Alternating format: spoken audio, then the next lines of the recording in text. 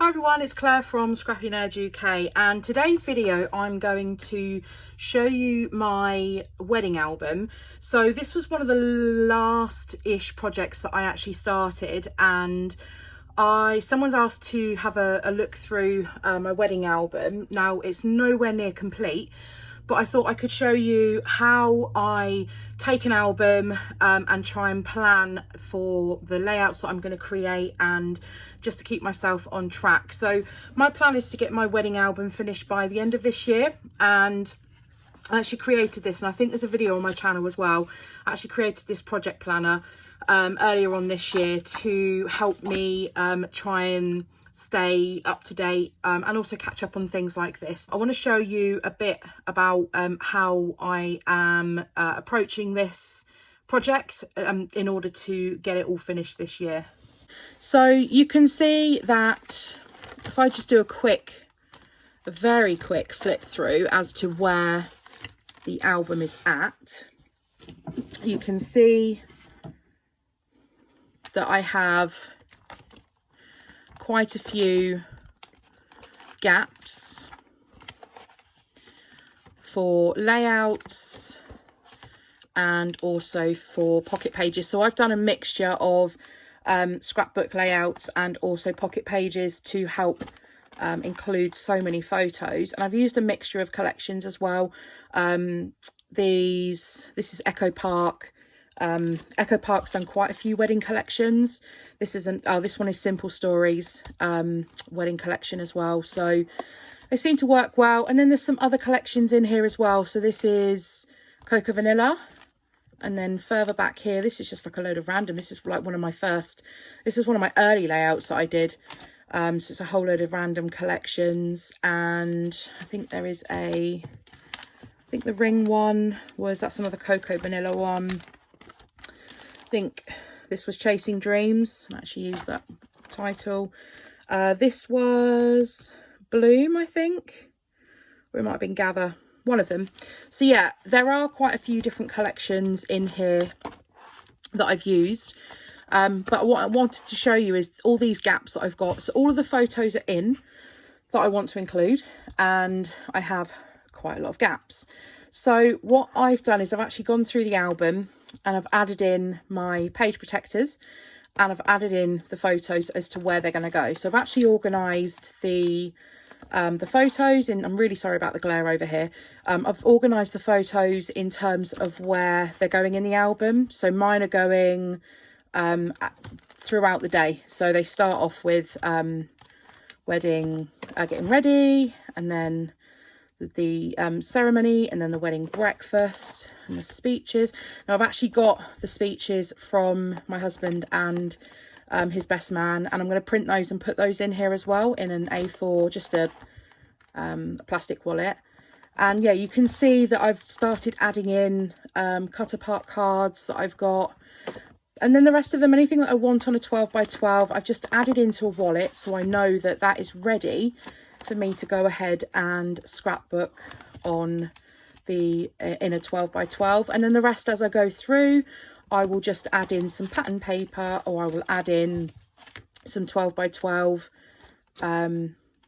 or sorry, not pattern paper, yeah, pattern paper, or cut apart cards, and then we're at the end.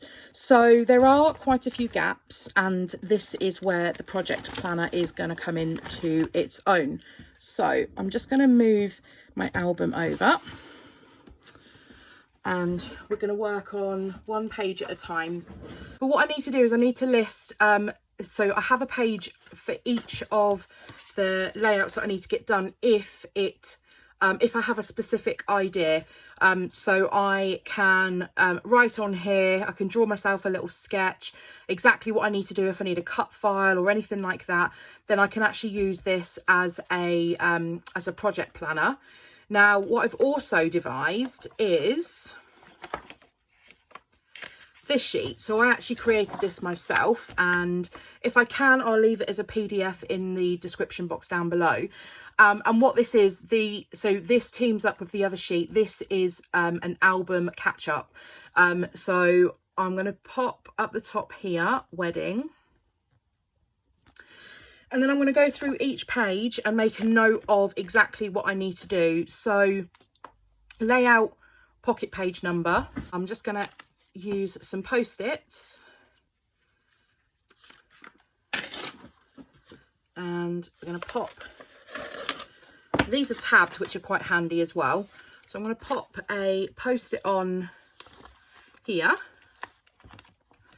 And then this is going to be page 1. So we're going to pop number 1, and then I'm going to put PL for Project Life. So that's the pocket page that I need to do. So notes and ideas. So I've actually got I've got 3 spaces left. Now I printed these, and this was way back when I first started. I actually did round the corners, like most Project Life cards come with rounded corners. I'm not a huge fan of that. So what I'm actually going to do is just make a note to, I want to reprint the photo of our wedding guest book.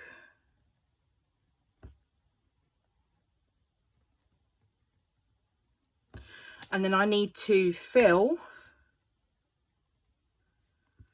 3 4x6s. So whether that is just a bit of pattern paper, something decorative, a cut file, a cut apart, whatever, I just need to fill 3 4x6 spaces. And that is the my notes then ready for my layout. Then I have a column here for complete, so I can just tick it off as I go along. So moving along, then we have page number 2 over here with a really bad glare.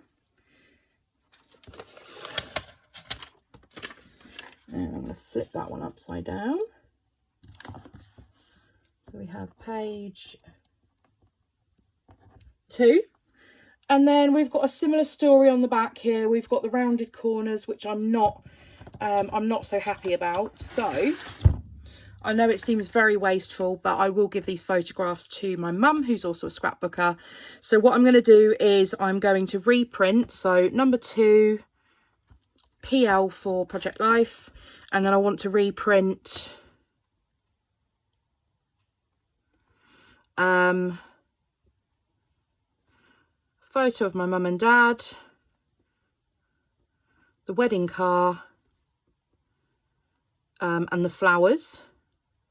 So those are the 3 that I need to reprint. And then I have 2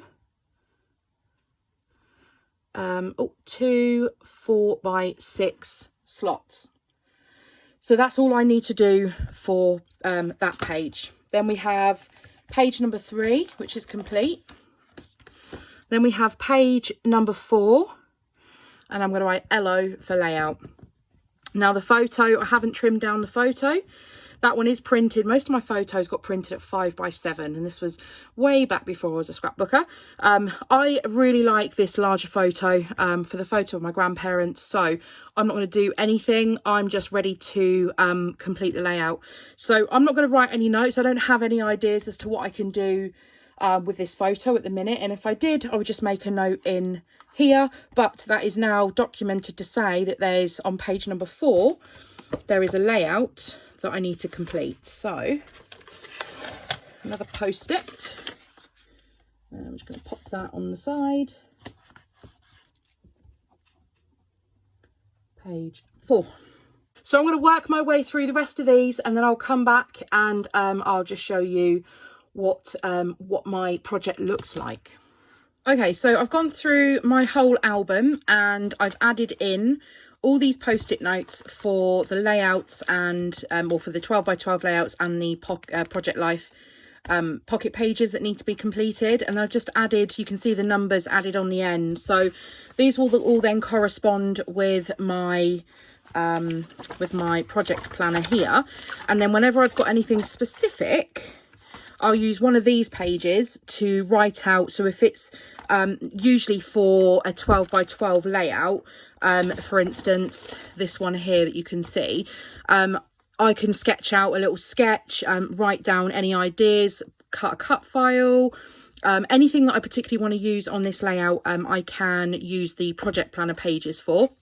I probably won't do that in this video because it's going to be super long anyway, but you can see here that I've actually filled out all of the pages that I actually need to get completed for this album, and then I'm going to tick it off as I go along through this project. So I'll just show you very briefly. I know I've gone through the album, but you can see here I've used a mixture of pocket pages.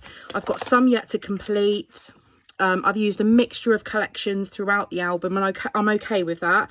So as I said, you've got some cocoa vanilla in here. You've got some random ones where this is one of my earlier ones that I did. And then we've got Chasing Dreams by Maggie Holmes. So I've used a whole lot of different techniques as well, with like stitching, different papers, so different textures. So there's some vellum included.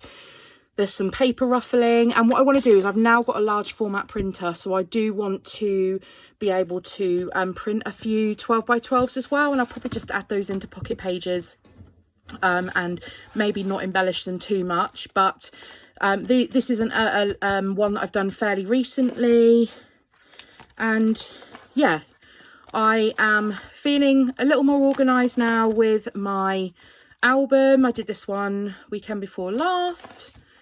And this one was actually done at a scrapbook retreat, and the class that was actually being taught, I decided to change it up and actually make a wedding album layout instead. So I just grabbed my own supplies, used a few of the techniques and the ideas from that layout, and actually just recreated it with different supplies. And yeah, so a lot of fussy cut butterflies in here, and I want to try and keep that theme throughout as well. So where I've used butterflies in a couple of the layouts, I want to try and get that throughout. Then I've added in things like the inside part of our invites. I can't actually find any of our original invites, which I'm absolutely gutted about. A poem that I'd written for James, I've put that in there as well. And then yeah, just this is a little more organised. I've now got a new pack of wedding supplies for this album. So I've got a ton of 3x4 and 4x6 not a ton, but a couple of sheets of the cut apart cards. So I am just going to use those and fill the rest with some paper.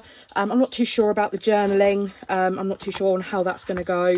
So we'll see as we go along. But yeah, it's half done. The main issue was getting the photographs in, and that has already been done. Everything's now got a place for a layout or to go into a pocket, and so that, oh, and I did this was a hand stitched title from lyrics from the our first wedding dance, and I love how this one turned out. So yeah, it's getting there, and I can have the satisfaction of pulling the post-it note out and ticking it off on my list after the pocket page or the actual layout has been completed. So I hope you've enjoyed this video. If you have, then please give it a thumbs up, subscribe if you're new, and I'll see you all next time for another video. Bye.